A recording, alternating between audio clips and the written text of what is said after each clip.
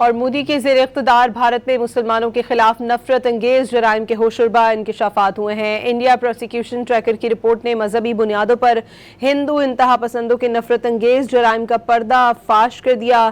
India prosecution tracker کی report کے مطابق 2026 کے ابتدائی 4 ماہ میں بھارت کی 8 ریاستوں میں ہندو انتہا پسندوں نے 13 مسلمانوں کو قتل کیا۔ ساؤتھ ایشیا جسٹس کیمپین کے ٹریکر نے ہجومی تشدد اور ریاستی عناصر کی بدولت مسلمانوں کے قتل عام کی نشاندہی کر دی۔ جعلی پولیس مقابلوں، متنازع فوجی آپریشنز، دوران حراست مشکوک ہلاکتوں اور ریاستی کارروائیوں نے 4 مسلمانوں کی زندگی چھین لی۔ بھارت میں مسلمانوں کو بے دخلی، جبری نقل مکانی اور بنیادی شہری حقوق سے محرومی کا سامنا ہے۔ بھارتی مسلمانوں کو نماز پڑھنے اور روزے افطار کرنے جیسے مذہبی فریضوں پر بھی گرفتار کیا گیا۔